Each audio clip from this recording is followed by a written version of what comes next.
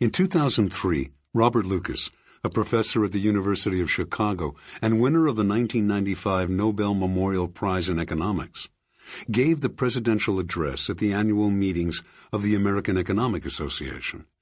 After explaining that macroeconomics began as a response to the Great Depression, he declared that it was time for the field to move on.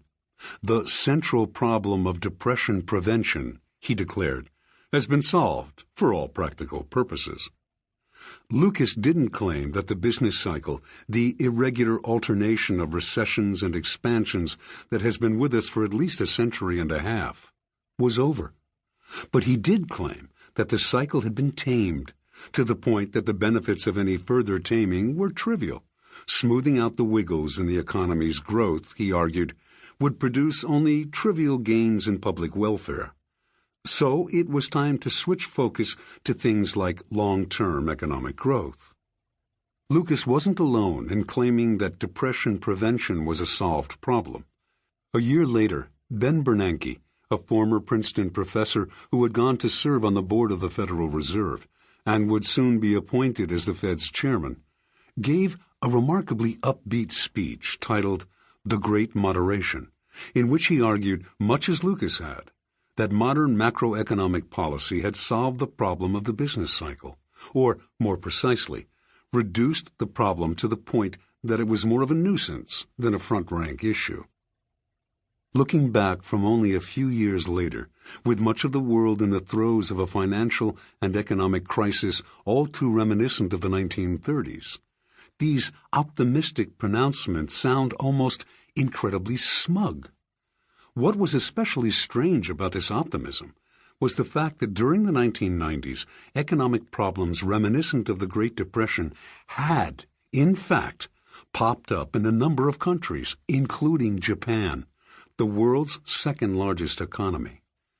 But in the early years of this decade, depression-type problems had not yet hit the United States, while inflation, the scourge of the 1970s, seemed finally to be well under control.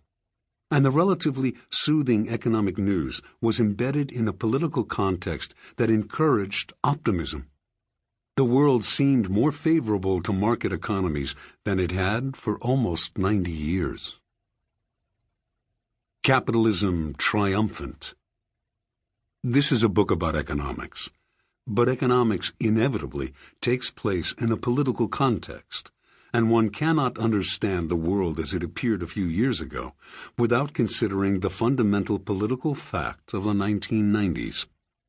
The collapse of socialism, not merely as a ruling ideology, but as an idea with the power to move men's minds.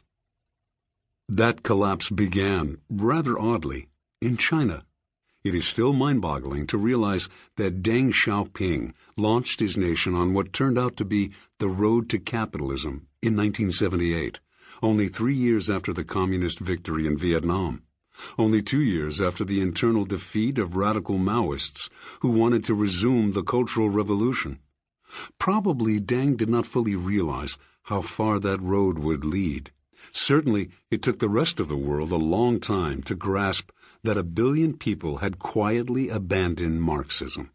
In fact, as late as the early 1990s, China's transformation had failed fully to register with the chattering classes. In the bestsellers of the time, the world economy was an arena for head-to-head struggle between Europe, America, and Japan. China was thought of, if at all, as a subsidiary player, perhaps part of an emerging yen bloc. Nonetheless, everyone realized that something had changed, and that something was the collapse of the Soviet Union. Nobody really understands what happened to the Soviet regime.